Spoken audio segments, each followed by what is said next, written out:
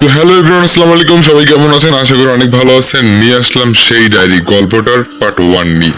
So বেশি কথা না বেরিয়ে চলুন গল্পে যাওয়া যাক। আর হ্যাঁ গাইস, তাড়াতাড়ি আমার ইউটিউব চ্যানেলটা 10K সাবস্ক্রাইব করে দাও গাইস। সো বেশি কথা না বাড়িয়ে চলুন গল্পে যাওয়া যাক। আর হ্যাঁ, কারা কারা টিকটক থেকে এসেছেন অবশ্যই কমেন্ট করে জানাবেন। রাস্তার পাশে একটা ডাস্টবিনের মধ্যে একটা ডায়েরি পড়েছিল, মনে হয় কেউ ভুলে ফেলাই গেছে। তারপর আমি ডায়েরিটা নিয়ে বাসায় গেলাম। বাসায় গিয়ে ফ্রেশ হওয়ার পর বিকেলে যখন একাই বসে আছি, ভালো লাগতেছে না। তারপর ডায়েরিটা যখনই খুলে দেখলাম, সবাইকে রুমে ঢুকতে দেখে রিপা ওঠার চেষ্টা করতেছে, কিন্তু কোনোভাবেই পারতেছে না। অবশেষে শুয়ে থেকেই বলতে লাগলো, আব্বু তুমি আমাকে বারবার জিজ্ঞেস করতে না যে আমি কিসের পাপের কথা বলতেছি, তাহলে শোনো। তবে শোনার পরে আমাকে ভুল বুঝলে চলবে না। এরপরে রিপা সাহেবের কলেজ থেকে শুরু করে বাড়ি থেকে বের করে দেওয়া পর্যন্ত যা কিছু হয়েছে সবকিছু বললো। রিপার কথা শুনে সবাই এতক্ষণে এটা বুঝে গেছে যে রিপার ভাইকে মারার প্রতিশোধ নেওয়ার জন্য রিপা শাহেদের নামে মিথ্যা অপবাদ দিছিল, যে শাহেদ তার সাথে নোংরামি করার চেষ্টা করছে। রিপার কথা শুনে শাহেদের আম্মু সেন্সলেস হয়ে পড়লো, আর আমজাদ চৌধুরী আর সাইম আহমেদ কান্নায় ভেঙে পড়লো। রিপার বাবা রিপার কথা শুনে মারতে যাবে, তখনই সাইম আহমেদ এসে বাধা দিল আর বলল, আঙ্কেল কি করতে যাচ্ছেন? রিপা অসুস্থ।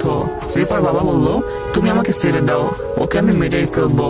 ওর একটা মিথ্যা অপবাদের জন্য একটা নিষ্পাপ ছেলে তার পরিবারকে হারিয়ে চলে গেল।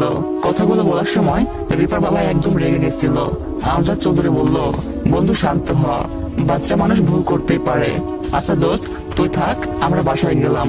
রিপার বাবা হাত জোর করে বলতেছিল, বন্ধু তুই আমাকে ক্ষমা করে দিস। আমজাদ চৌধুরী বলল, দেখ দোস্ত, এসব বলে যা, আমি তোকে ক্ষমা করে দিচ্ছি। যা হওয়ার তা হয়ে গেছে, এখন এসব চিন্তা করে লাভ নেই। তুই থাক, আমরা বাসায় গেলাম, রাতে আসবো। রিপার বাবা বলল, আচ্ছা ভালোভাবে যাস। এরপরে শাহেদের পরিবারের সবাই বাসায় আসে। গাড়িতে কেউ কোনো কথা বলেনি, সবাই নিজের কাজের জন্য নিজেকে অনুতপ্ত মনে করতেছে। সামিয়া শাহেদের বাসায় গিয়ে গাড়ি থেকে নেমে কোনো কথা না বলে রিক্সা করে নিজের বাসায় চলে আসলো। বাসায় এসে নিজের রুমে দরজা বন্ধ করে দিয়ে কান্না করতে লাগলো। আবার আগের মতো খাওয়া দাওয়া বাদ দিয়ে দিচ্ছে। শুধু একটাই চিন্তা, শাহিদ আমাকে মাফ করে দিবে তো? এভাবে কেটে গেল বিকালটা। এখনো সামিয়ার রুমে আছে। তার মা বাবা দুজনে চিন্তায় পড়ে গেল, কেননা মেয়ে সেই 3 বছর আগের মতো বিহেভ এখন করতেছে। সামিয়ার বাবা সামিয়ার রুমে ঢুকে বলল, কি হয়েছে আমার আম্মুর? সামিয়া তার বাবাকে জড়িয়ে ধরে শাহেদের সম্পর্কে রিপা যা যা বলছে সবকিছু তার বাবাকে বলল। সামিয়ার বাবা বলল, এখন শাহেদ কোথায় আছে জানো? সামিয়া বলল, এখন ঢাকায় আছে, আর আমার কলেজেই পড়ে।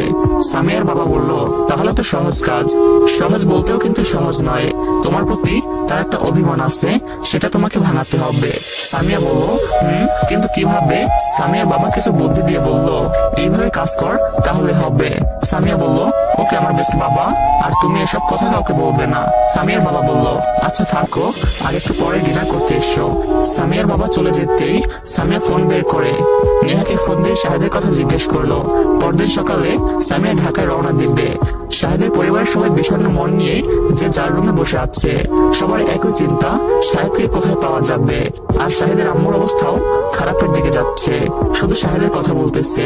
আমি, আমার মেয়ে আর নেহা এই 3 জন আজকে একটা পার্কে গেছিলাম। সন্ধ্যায় এসে বাসায় পৌঁছলাম। রুমে এসে আমার মেয়েকে ফ্রেশ করে দিয়ে আমিও ফ্রেশ হলাম। ফ্রেশ হয়ে ফোনটা পকেট থেকে বের করে দেখি রাফি 5 বার ফোন দিছে। সাইলেন্ট মোডে থাকার জন্য বুঝতে পারিনি।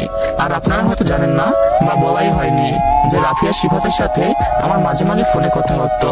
তবে ওদের আমি এই কথা অন্য কাউকে বলতে নিষেধ করছি। যাই হোক, আমি রাফিকে ফোন দিলাম। একবার টো করে শব্দ হতেই ফোন রিসিভ করলো। আমি বললাম, আসসালামু আলাইকুম দোস্ত, কেমন আছিস? রাফি বলল, ওয়ালাইকুম আসসালাম, আলহামদুলিল্লাহ, তুই কেমন আছিস? আমি বললাম, ভালো নাই রে। রাফি বলল, কেন? আমি মন খারাপ করে বললাম, এক্স গার্লফ্রেন্ড যখন ইংলিশ ম্যাম হয় তখন কেমন করে ভালো থাকিস? তখন রাফি হাসতে হাসতে বলল, কি, তার মানে সামিয়া তোর ইংলিশ ম্যাম? এটা বলে সে জোরে জোরে হাসতে শুরু করলো। আমি বললাম, এই একদমই হাসবি না। রাফি বলল, আচ্ছা শোন, তোকে যে কারণে ফোন দিছিলাম। আমি বললাম, বল। রাফি বলল, আজকে সামিয়াকে তোদের বাসায় দেখলাম। আমি বললাম, কি? রাফি বলল, শুধু তাই নয়, তোর বাবার সাথে গাড়িতে করে কোথায় যেন গেল। আমি বললাম, ও কোথাও মনে হয় যাবে। রাফির সাথে কথা বলে ফোন রেখে দিলাম। পরদিন কলেজে গেলাম, আজকেও সামিয়া আসেনি। কি যে ভালো লাগতেছে। ক্লাস করে নেহাকে নিয়ে এতিমখানায় গেলাম, সেখান থেকে মিমকে নিয়ে বাসায় আসলাম। পরদিন একটু দেরিতে ঘুম ভাঙলো, তাও আমার মেয়ের ডাকে ঘুম থেকে উঠে কলেজে যাওয়ার জন্য বের হলাম। আমার মেয়েও বায়না ধরতেছে আমার সাথে কলেজে গিয়ে চকলেট খাবে। আসলে আমার সাথে কলেজে গেলে সবাই ওকে আদর করে, চকলেট দেয়। ছোট বাচ্চা তো এগুলোর জন্য যাওয়ার জন্য চাহিদা করে। তিনজন মিলে কলেজে গেলাম। আমরা এই কলেজের টপার স্টুডেন্ট, কারণ আমরা এক পরিবার থেকে তিনজন একসাথে কলেজে যাই। কলেজে গিয়ে প্রথম ক্লাস করলাম। দ্বিতীয় ক্লাস আমার এক্স এর। আজকে মনে হয় সে এসেছে, কারণ দুদিন ছুটি নিছিল আর আজকে শেষ দিন। একটু পরে প্রিন্সিপাল স্যার আর আমার ম্যাম আসলেন ক্লাসে। তারপর প্রিন্সিপাল স্যার যা বললো তা শুনে আমার মাথায় রক্ত উঠে গেল। প্রিন্সিপাল স্যার বলল, প্রিয় শিক্ষার্থীরা, তোমরা জানো মিস সামিয়া তোমাদের নতুন টিচার। দুদিন হলো জয়েন করছে। নতুন হওয়ায় তার বেশ কিছু সমস্যা হচ্ছে।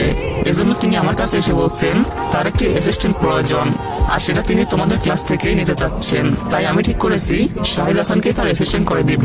প্রিন্সিপাল স্যারের কথা শুনে মন চাচ্ছে কলেজ ছেড়ে চলে যাই। ঠান্ডা মাথায় নরম কণ্ঠে বললাম, স্যার আপনি বারবার আমাকে কেন এসব কাজে জড়াচ্ছেন? আর আপনি তো জানেন আমি সবসময় ব্যস্ত থাকি, তারপরেও এসব কিভাবে করব? আপনি অন্য কাউকে বললেন। প্রিন্সিপাল স্যার বলল, দেখো শাহিদ, তোমাকে আমি পছন্দ করি, আর তোমার প্রতি আমার যে পরিমাণ বিশ্বাস আছে তা অন্য কারোর প্রতি নেই। তাছাড়া তোমার ম্যাম নিজে তোমাকে সিলেক্ট করছে। আমি বললাম, স্যার তবুও। আমাকে আর বলতে না দিয়ে প্রিন্সিপাল স্যার বললেন, আর কোনো কথা নয়, আজ থেকে তুমি মিস সামিয়ার অ্যাসিস্ট্যান্ট। তুমি তার কাজে তাকে সহযোগিতা করবে। এই কথা বলে প্রিন্সিপাল স্যার ক্লাস থেকে বের হয়ে গেলেন। আমি আমার সিটে বসে ভাবতে লাগলাম, যার থেকে দূরে থাকার জন্য আজ এত দূর, আজ তারই আবার অ্যাসিস্ট্যান্ট। সামিয়ার দিকে তাকিয়ে দেখি সে মুচকি হাসতেছে। তার মানে এটা তার টোপ ছিল। হা হা, সামিয়া তুমি যতই টোপ ব্যবহার করো না কেন, এই মাছ তোমার সিপে ধরা দিবে না। আমি এটা মনে মনে বলতেছি। যাকে ক্লাস নিতে লাগলো, আমিও পড়ায় মনোনিবেশ করলাম। হঠাৎ সাকিব আমার পিছনে বসে থেকে আমার পিঠে গোটাচ্ছে আর বলতেছে, ট্রিট কখন দিবি? আমি অবাক হয়ে বললাম, কিসে ট্রিট দিব? রিয়াদ বলল, বোঝো না, তুমি কোচি খোকা তাই না? সুন্দরী ম্যাডামের অ্যাসিস্ট্যান্ট হচ্ছ, তাহলে তো আমাদের ট্রিট দিতেই হবে। আমি রাগ করে বললাম, আমি দিতে পারবো না। সাকিব একটু জোরে বলল, পারবি না মানে? সাকিব একটু জোরে বলতেই ম্যাম সাকিবের কথা শুনে ফেলেছে। টেবিলের উপর বই রেখে আমাদের কাছে এসে বলল, এই কি হয়েছে এখানে? এত কথা হচ্ছে কেন? রিয়াদ ভয়ে ভয়ে বলল, কিছু না ম্যাম। ম্যাম বলল, কিছু না মানে? কি বলতেছিল বলো? রিয়াদ বলল, আসলে ম্যাম, সাহিত্য তো আপনার অ্যাসিস্ট্যান্ট হয়েছে, তাই ওর থেকে ট্রিট চাচ্ছিলাম, কিন্তু সে দিতে চাচ্ছে না। রিয়াদ এগুলো মন খারাপ করে বলতেছিল। সামিয়া মুচকি হেসে বলল, ও তাহলে তোমরা ক্যান্টিনে এসো, আমি তোমাকে ট্রিট দিব। সামিয়ার কথা শুনে ওরা ক্লাসের সবাই কিছুটা অবাক হয়ে পড়লো। শাহিদের বদলে ম্যাম ট্রিট দিবে কেউ ভাবতেই পারতেছে না। যাই হোক, কোন রকম ক্লাসটা শেষ হয়ে গেল। সামিয়া রুম থেকে বের হয়ে যাওয়ার সময় আমার কাছে এসে বলল, এই যে মিস্টার শাহিদ হাসান, ছুটির সময় আমার অফিস রুমে আসবে। আমি আর কিছু বললাম না, কারণ ওর সাথে কথা বলার ইচ্ছে আমার নেই। কলেজ শেষ করে আমি আমার মেয়েকে চকলেট দিতে গেলাম। আমার মেয়ে ওর আনের কাছে ছিল। চকলেট দিয়ে এসে দেখি আমার বন্ধুরা একজনও আগের জায়গায় নেই। আমি বসে থেকে ফোন টিপাটিপি করতেছি। 10 মিনিট হওয়ার পরেও ওদের আসার কোনো নামগন্ধ নেই। একটু পরে ওরা তিনজনে আসলো। আমি বললাম, কিরে তোরা কোথায় গেছিলিস? ইকবাল ঢেকুর তুলতে তুলতে বলল, ভাবি ট্রিট দিতে চাইছিল, সেটা খাইতে গেছিলাম। ইকবালের কথা শুনে চমকে উঠলাম। ভাবি মানে জেনে গেছে নাকি ওরা? সামিয়া কি ওদের সবকিছু বলে দিচ্ছে? এদেরকে আগে জিজ্ঞাসা করি। আমি বললাম, ভাবি মানে কার কথা বলতেছিস? রিয়াদ বলল, আরে ভাই, ম্যাম যদি তোকে ভালোবাসে আর বিয়ে করে তাহলে তো আমাদের ভাবিই হবে। আমি বললাম, ও তাই বল। মনে মনে ভাবতেছিলাম, বাসলাম, নইলে ওরা যদি জানে তাহলে আমাকে পেঁচাবে। আমি বললাম, ম্যাম আমাকে ভালোবাসতে যাবে কেন? আর কোনোদিন ভাবি বলবি না। আমি রেগে কথাগুলো বলতেছিলাম। ইকবাল বলল, আরে শালা, ভালো না বাসলে তোর জন্য সে অন্য কাউকে খাওয়াতো, আবার সেটা অ্যাসিস্ট্যান্টের ট্রিট হিসাবে। ইকবাল কথাগুলো বলতেছিল আর হাসতেছিল। আমি মনে মনে ভাবলাম, ইকবালও তো ঠিক বলছে, তাহলে সামিয়া আমাকে ভালোবাসে কি? না না, কোনো মতে আমি গলে যাব না। সাকিব বলল, কি রে, কি ভাবতেছিস? আমি বললাম, কিছু না। ইকবাল বলল, দোস্ত তোকে ভাববি। ও সরি, ম্যাম যেতে বলছে যে। আমি বললাম, তোরা বাসায় যা। আমি গেলাম ম্যামের রুমে। অনিচ্ছা থাকা সত্ত্বেও গেলাম। দরজার কাছে গিয়ে বললাম, may I come in? Samia বলল, এসো। আর আমার রুমে আসতে তোমার অনুমতি লাগবে না, বুঝেছো? আমি হাসতে হাসতে বললাম, চরিত্রহীন ছেলে আমি, আমার তো অনুমতি নিতেই হবে। শাহেদের কথাটা যেন সামিয়ার বুকে বাঁধলো, তবুও নীরবে সহ্য করলো, কারণ এর থেকে বেশি কষ্ট শাহেদকে সে দিচ্ছে। আমি বললাম, বাই দ্য ওয়ে ম্যাম, আমাকে কি কাজ করতে হবে বলুন? সামিয়া বলল, তোমাকে কোনো কাজ করতে হবে না, তুমি চেয়ারে বসো। আমি বললাম, না না ম্যাম, আমি চরিত্রহীন ছেলে। আপনার সাথে বসে থেকে আমি আপনার কি ক্ষতি করি না করি তা বলা যাবে না। সামিয়া অশ্রু ভেজা নয়নে আমার দিকে তাকিয়ে থেকে বলল, প্লিজ শাহিদ, আমাকে ক্ষমা করে দাও। আমি বললাম, সিসি ম্যাম, আপনি কেন আমার কাছে ক্ষমা চাচ্ছেন? সবাইকে আমি ক্ষমা করে দিয়েছি। সামিয়া বলল, তাহলে আমার শাহ? হঠাৎ আমার মেয়ে সামিয়ার রুমে ঢুকে দৌড়ে সামিয়ার কাছে গিয়ে বলল, মামুনি মামুনি, তুমি তীর করতে তো। আমার মেয়ের কথা শুনে আমি তো আকাশ থেকে পড়লাম। বলে কি এই বাচ্চা মেয়ে, এতক্ষণে মিমকি আমাকে লক্ষ্য করেনি। সামিয়ার কোলে উঠে বসে সামনে তাকাতে আমাকে দেখতে পেয়ে সামিয়ার কোল থেকে মিমি আমার কাছে আসলো। আমি মিমকে কোলে তুলে নিতেই মিম হাত দিয়ে দেখিয়ে বলতেছিল, জানো বাবাই, আমার মামুনি আমারে এতগুলো চকলেট দিয়েতে। আমার মেয়ের কথা শুনে কিছুটা খুশি হলাম সামিয়ার প্রতি, আর বেশি রেগে গেলাম আমার নেহার প্রতি। কেন সে আমার মেয়েকে অপরিচিত ব্যক্তির কাছে পাঠিয়েছে? যদিও সামিয়া অপরিচিত নয়, তবুও আমি আমার মেয়েকে ধমক দিয়ে বললাম, কে বলছেন তোমার মামুনি? মিম বলল, আন্নি বলেছে।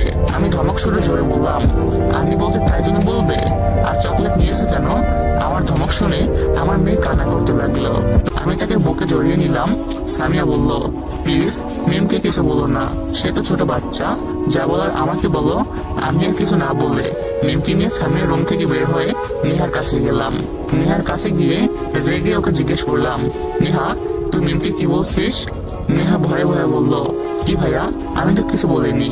আমি প্রচন্ড রেগে গিয়ে বললাম, কিছু বলিসনি? তাহলে ইংলিশ ম্যামকে মামুনি বলে ডাকলো কেন? আমার এমন আচরণ নেহা কোনোদিনও দেখেনি, যার ফলে আজকে নেহার চোখের কোণে পানি এসে গেছে। নেহা বলল, আসলে ভাইয়া, আমি আর কিছু বলতে না দিয়ে চোখের পানি মুছে দিয়ে কপালে একটা চুমু দিয়ে ওদের দুজনকে নিয়ে ক্যান্টিনে আসলাম। কি করব, বর্তমানে ওরাই দুজন আমার পৃথিবী। ওদের চোখের পানি আমি একদমই সহ্য করতে পারি না, ওদের চোখের পানি আমার একদমই সহ্য হয় না। যাই হোক, ক্যান্টিনে কিছু খাওয়ার পরে ওদেরকে নিয়ে বাসায় আসলাম। বাসায় এসে গোসল করে নামাজ পড়লাম। তিনজন একসাথে লাঞ্চ করতে বসলাম। বসতেই অফিসের এমডি ফোন দিল।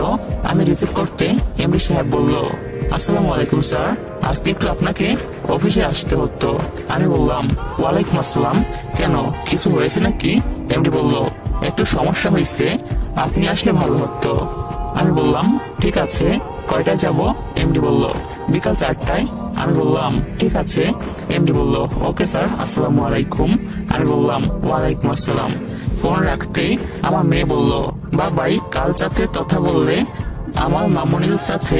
হায় হায়, আমার মেয়ে তো আমাকে পাগল বানিয়ে দিবে। অফিসের এমডির সাথে কথা বললাম, আর তিনি বলতেছেন তার মামুনির কথা। আল্লাহ, আমার মেয়ের মাথায় মামুনির ভূত ঢুকলো কোথা থেকে? আমি বললাম, না আম্মু, অফিসের এমডির সঙ্গে। মিম মন খারাপ করে বলল, ও। নেহা বলল, আচ্ছা আম্মু, তোমার কি মামুনি লাগবে?